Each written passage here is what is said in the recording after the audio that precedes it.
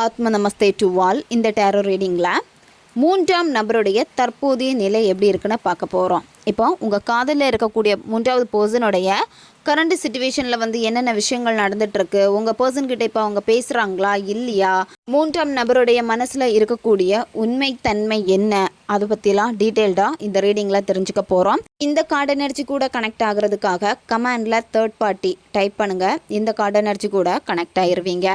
நம்ம சேனலுக்கு நீங்கள் இதான் ஃபஸ்ட் டைம் வரீங்கன்னா மறக்காமல் சப்ஸ்கிரைப் பண்ணிக்கோங்க. பக்கத்தில் இருக்கக்கூடிய பெல் பட்டனையும் கிளிக் பண்ணிக்கோங்க.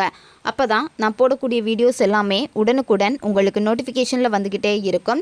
உங்களுக்கு எங்கிட்ட பர்சனலாக கிளாஸஸ் எடுத்துக்கணும் அல்லது உங்களுக்கு பர்சனல் டேரோ ரீடிங் தேவைப்பட்டுச்சுன்னா இன்ஸ்டா அல்லது மெயிலில் காண்டாக்ட் பண்ணுங்கள். டீட்டெயில்ஸ் எல்லாமே உங்களுக்கு வீடியோ ஸ்க்ரீனில் வந்திருக்கும், செக் பண்ணிக்கோங்க.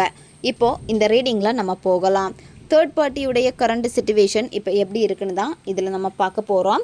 மூன்றாம் நபருடைய கரண்ட் சிச்சுவேஷன் செக் பண்ணுறப்போ அவங்களுடைய மனசில் நிறைவேறாத ஒரு ஆசை இருக்குது. அந்த ஆசையை நிறைவேற்றுறதுக்காக தான் இப்போ ரொம்ப போராடுறாங்க. இந்த ரிலேஷன்ஷிப்பு அவங்களுக்கு எப்படி இருக்குன்னு பார்க்குறப்போ உங்கள் நபருக்கும் அந்த தேர்ட் பர்சனுக்கும் இடையில் இருக்கக்கூடிய அந்த உறவு பார்க்குறப்போ இப்போ தான் இந்த தேர்ட் பார்ட்டிக்கு நம்பிக்கை அதிகமாக இருக்குது. இந்த ரிலேஷன்ஷிப்பில் உங்கள் நபர் வேணான்னு பேசாமல் இருந்தால் கூட தேர்ட் பார்ட்டி தான் விடாமல் இருக்காங்க. அதாவது எப்படியாவது இந்த ரிலேஷன்ஷிப்பை திரும்ப குணப்படுத்தி எடுக்கணும், நம்பிக்கையை கொடுக்கணும் அப்படின்னு சொல்லிட்டு எப்போவுமே தேர்ட் பார்ட்டி எதையாவது ஒரு விஷயத்த திரும்ப திரும்ப பண்ணிக்கிட்டே இருக்காங்க. சரியா? அதாவது அவங்களுடைய விருப்பம் தான் இங்கே நிறைவேறணும், நீங்கள் அவங்க கூட சேரக்கூடாது. அதுதான் அவங்க மைண்டில் இருக்கக்கூடியது. இந்த தேர்ட் பார்ட்டி இப்போ ரொம்ப ரொம்ப தெளிவாக இருக்காங்க. தெளிவு மட்டும் கிடையாது, ரொம்ப நம்பிக்கையாக இருக்காங்க. ரொம்ப கடவுள் பக்தியும் அவங்களுக்கு இருக்குது. சரியா? சிலருக்கு பார்த்தீங்கன்னா இங்கே பிளாக் மேஜிக்னால் பாதிக்கப்பட்டிருக்கீங்க. ஏன்னா இந்த தேர்ட் பார்ட்டினால தான். சரியா?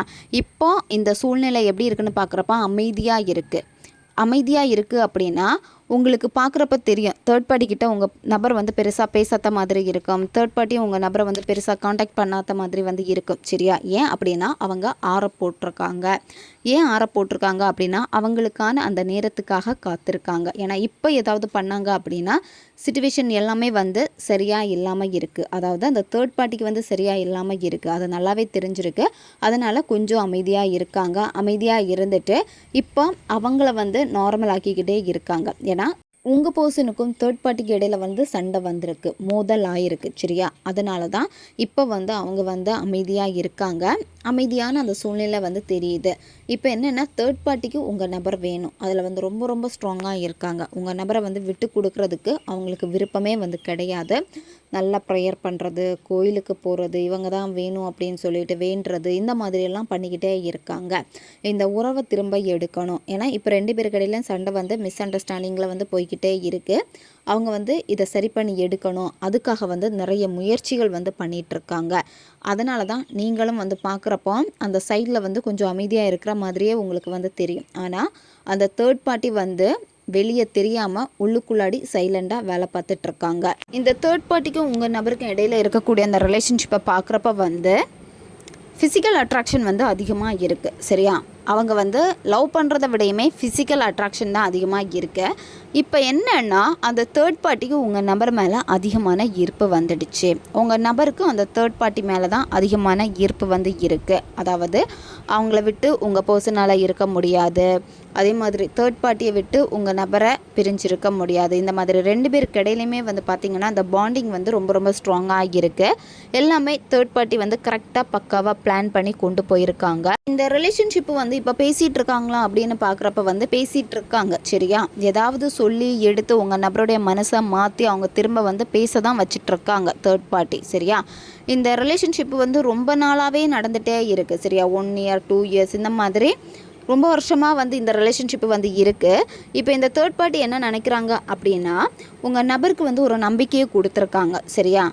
அதனால் இப்போ ஒவ்வொரு விருப்பத்தையும் உங்கள் பர்சனுக்கு என்னென்ன பண்ணணுமோ அது எல்லாத்தையும் தேர்ட் பார்ட்டி பண்ணிக்கிட்டே இருக்காங்க.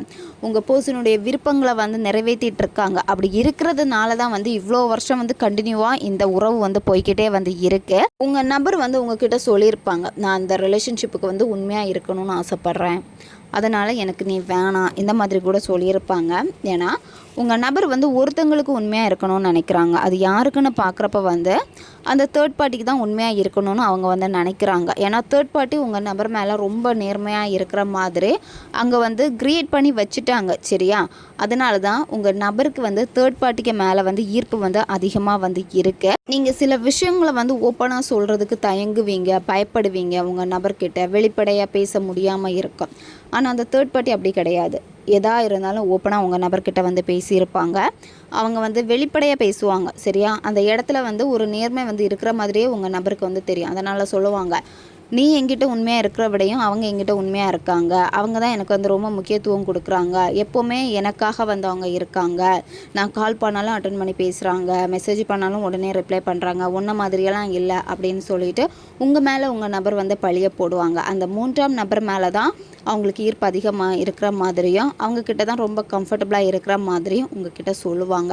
ஏன்னா நீங்கள் அவங்கள கால் பண்ணிங்கன்னா அதிகமாக கால் வெயிட்டிங்கில் தான் போய்கிட்டே இருக்கும். உங்களை வந்து கட் பண்ணி விடுவாங்க, இல்லை பிளாக் பண்ணி வைப்பாங்க. நீங்கள் கேள்வி கேட்டால் உங்கள் பர்சனுக்கு வந்து பிடிக்காது. ஆனால் அந்த தேர்ட் பார்ட்டி கேள்வி கேட்டால் உங்கள் நம்பருக்கு ரொம்ப ரொம்ப பிடிக்கும். ஆனால் நீங்கள் கேட்டால் அவங்களுக்கு வந்து பிடிக்காது. சரியா? இந்த ரிலேஷன்ஷிப்பில் வந்து உங்களுக்கு எதிர்பார்ப்புகள் வந்து கிடையாது. ஆனால் நீங்கள் எதிர்பார்க்குறது உண்மையான காதலை வந்து எதிர்பார்க்குறீங்க. அந்த இடத்துல வந்து பார்த்திங்கன்னா எதிர்பார்ப்புகள் இல்லாமல் தாராளமாக கொடுத்துக்கிட்டே இருக்காங்க. தேர்ட் பார்ட்டியும் உங்கள் நபருக்கு அதிகமாக தேவையான விஷயங்களை பண்ணுறாங்க, உங்கள் நபரும் அவங்களுக்கு தேவையான விஷயங்களை வந்து பண்ணுறாங்க.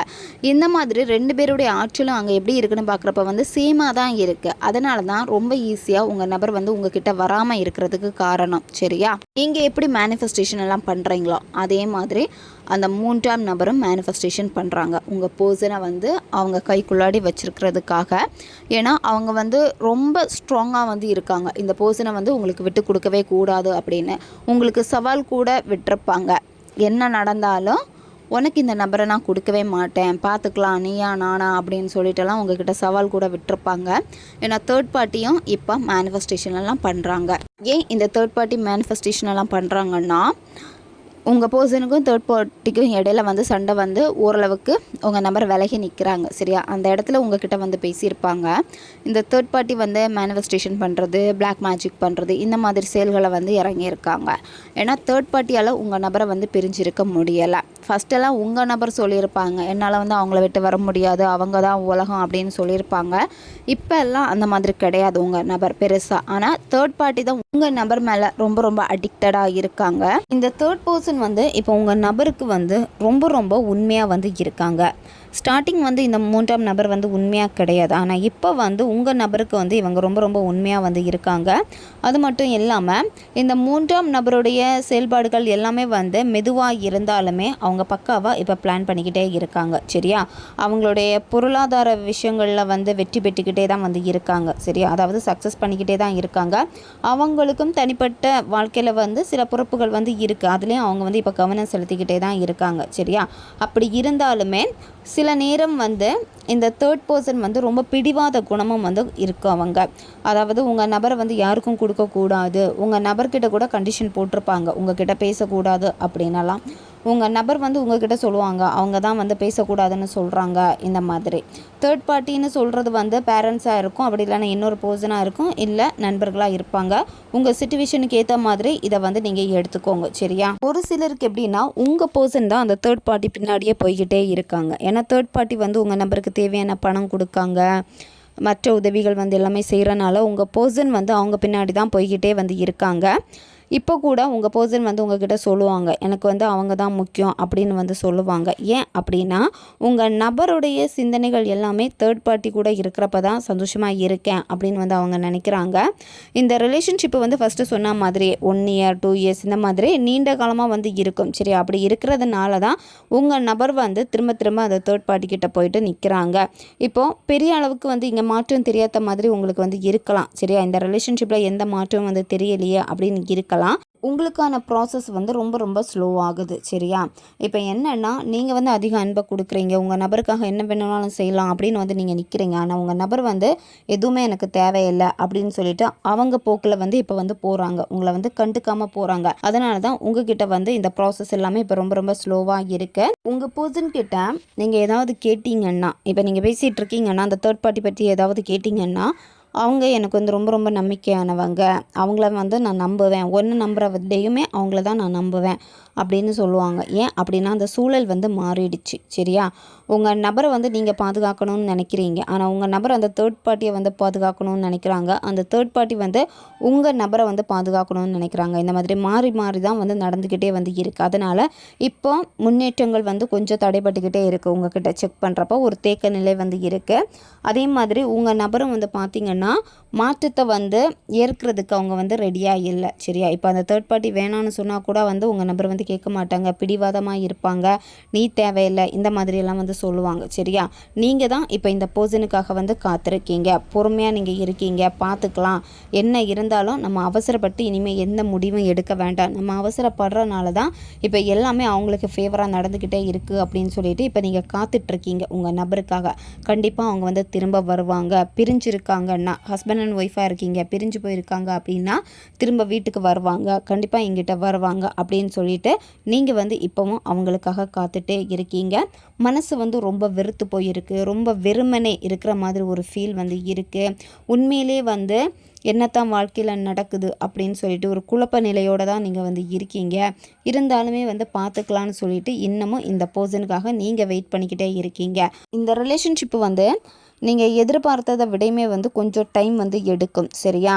ஏன்னா இப்போ வந்து உங்களுக்கு ரொம்ப கஷ்டமாக இருக்கும். அன்னைக்கு வந்து உங்கள் நம்பர் நிறைய ப்ராமிஸ் வந்து உங்களுக்கு பண்ணியிருப்பாங்க, விட்டு போகமாட்டேன்னு சொல்லியிருப்பாங்க, ஆனால் இப்போ வந்து மாற்றி பேசுகிற மாதிரி வந்து இருக்கும். இதெல்லாம் நினச்சி நீங்கள் இப்போ வந்து ரொம்ப கவலையாக வந்து இருக்கீங்க.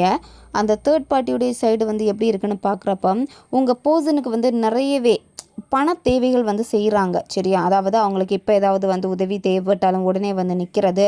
உங்கள் பர்சன் வந்து ஏதாவது ஹெல்ப்புன்னா முதல்ல போய் அந்த தேர்ட் பார்ட்டி கிட்ட தான் கேட்குறாங்க. ஃபஸ்ட்டெல்லாம் உங்ககிட்ட தான் வந்து ஹெல்ப்னா கேட்பாங்க, ஆனால் இப்போ வந்து உதவிக்குன்னு கூட உங்ககிட்ட வரல.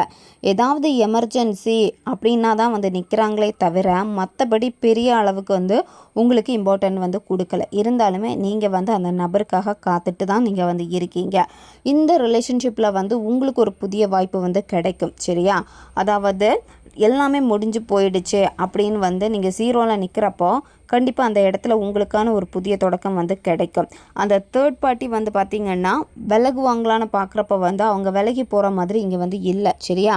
விலகி நின்னாலுமே உங்கள் நபர் விலகி நின்னாலுமே வந்து தேர்ட் பார்ட்டி வந்து பேசுவாங்க, அந்த மாதிரி தான் இருக்குது. ஆனால் இந்த புதிய தொடக்கம் வந்து உங்களுக்கு வேணும் அப்படின்னா நீங்கள் தான் இங்கே வந்து மாறியாகணும். சரியா? அதாவது நீங்கள் முதல்ல யார் அப்படிங்கிறத வந்து இந்த இடத்துல வந்து கண்டிப்பாக நீங்கள் தெரியப்படுத்தி தான் ஆகணும். நல்ல வேலைக்கு போங்க, நல்லா சம்பாதிங்க, உங்கள் கரியரில் நல்லா நீங்கள் ஃபோக்கஸ் பண்ணுங்கள், சக்ஸஸ் பண்ணுங்கள்.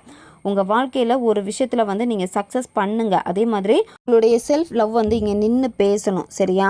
இப்போ உங்கள் நபர் வந்து நிறைய விஷயங்கள் சொல்லிட்டு வேணாம் அப்படின்னு சொல்லிட்டு பிரிஞ்சு போயிருக்கலாம். சரியா? அவங்க என்ன சொன்னாங்களோ அது எதையுமே நீங்கள் காது கொடுத்தோ அந்த விஷயங்களை திரும்ப திரும்ப நீங்கள் யோசிச்சுக்கிட்டே இருக்காதீங்க. நீங்கள் அப்படி தான் பண்ணிகிட்ருக்கீங்க. சரியா? அதனால தான் தேர்ட் பர்சன் வந்து இன்னும் வளர்ந்துக்கிட்டே போயிட்டுருக்காங்க. நீங்கள் அப்படியே தான் காத்துக்கிட்டே நீங்கள் இருக்கீங்க. இப்போ நீங்கள் செய்ய வேண்டியது எல்லாமே உங்களுக்கு பிடிச்ச விஷயங்களில் வந்து நீங்கள் முன்னோக்கி போய் தான் ஆகணும். நீங்கள் அப்படியே நிற்க வேண்டாம்.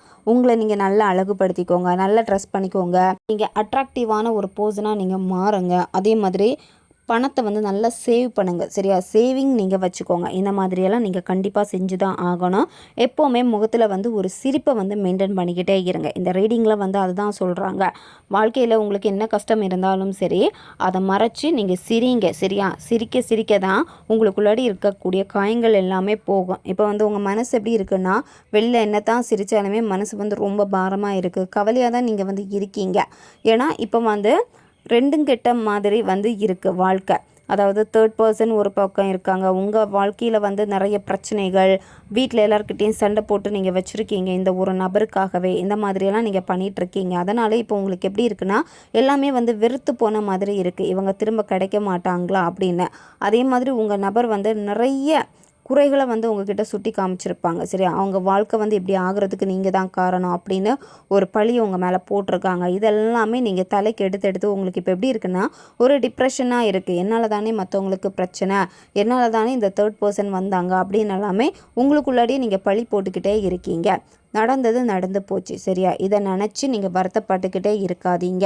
ஏன்னா உங்களுக்கு இங்கே சரியாக சாப்பிட முடியல, தூக்கம் இல்லாமல் இருக்குது, எப்போவுமே அவங்கள பற்றியே தான் நீங்கள் நினைக்கிறீங்க. எப்போவுமே உங்களுடைய திங்கிங் எப்படின்னா அந்த நபர் மட்டும்தான், வேறு யாருமே உங்கள் மைண்டில் இல்லை.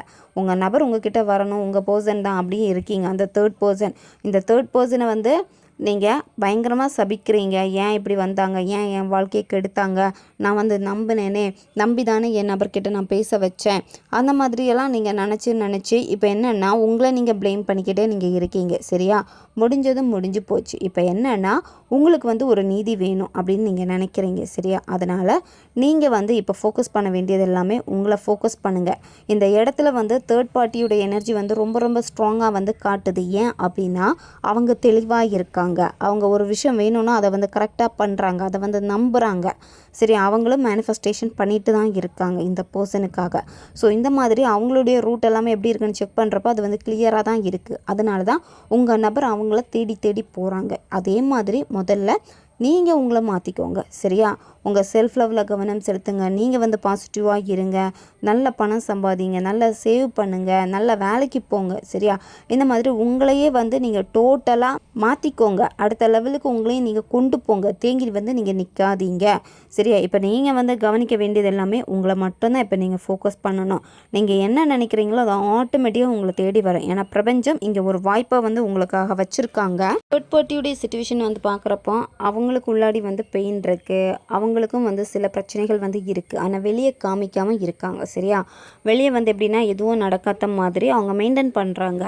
அவங்க வந்து அந்த பிரச்சனைகளை வந்து பெருசாக்கிக்கிட்டு அவங்க இல்லை, அதுக்கான சொல்யூஷனை தான் தேடுறாங்க. சரியா, அதே மாதிரி நீங்களும் வந்து உங்களுக்கு என்ன வேணுமோ அந்த விஷயங்களை மட்டும் நீங்கள் ஃபாலோ பண்ணுங்கள். நீங்கள் பாசிட்டிவாக இருங்க. சரியா, நீங்கள் அந்த தேர்ட் பார்ட்டி இருக்காங்களே, அவங்க பின்னாடி உங்கள் பர்சன் போகிறாங்களே, இந்த மாதிரியெல்லாம் திங்க் பண்ண வேண்டிய அவசியமே இங்கே வந்து கிடையாது. பிரபஞ்சம் உங்களுக்கு சரியான நேரத்தை வந்து வச்சுருக்காங்க. சரியா, கொஞ்சம் நீங்கள் வெயிட் பண்ணி தான் ஆகணும். ஏன்னா இப்போ வந்து அந்த தேர்ட் பார்ட்டிக்கு என்ன தான் பாசிட்டிவாக இருந்தாலுமே இப்போ அவங்களுக்கு சில பிரச்சனைகளும் வந்து இருக்குது. சரி, அதனால் உங்கள் நபருக்கும் அவங்களுக்கு இடையில வந்து சின்ன சின்ன சண்டைகள், உங்கள் நபர் பேசாமல் இருக்கிறது, இந்த மாதிரியெல்லாம் நடந்துக்கிட்டே தான் இருக்குது. உங்களுக்கு வாய்ப்பு கிடைக்கும். அதனால் ப்ராப்பராக நீங்கள் வந்து மேனிஃபெஸ்டேஷன் நீங்கள் பண்ணுறீங்கன்னா அதை வந்து நீங்கள் கண்டினியூவாக பண்ணிக்கிட்டே இருங்க. மேனிஃபெஸ்டேஷன் பண்ண இன்னும் நீங்கள் ஸ்டார்ட் பண்ணலை அப்படின்னா நீங்கள் மேனிஃபெஸ்டேஷன் வந்து ஸ்டார்ட் பண்ணுங்கள். ஓகே காய்ஸ், இதுதான் இந்த ரீடிங். இது வந்து ஜென்ரல் ரீடிங் தான். பொருந்தக்கூடிய விஷயங்களை மட்டும் எடுத்துக்கோங்க, மற்றதை விட்டுருங்க. உங்களுக்கு பர்சனல் டேரோ கார்ட் ரீடிங் தேவைப்பட்டுச்சுன்னா இன்ஸ்டா அல்லது மெயிலில் வந்து காண்டாக்ட் பண்ணுங்கள். அடுத்த ஒரு வீடியோ பதிவில் சந்திக்கலாம். நன்றி.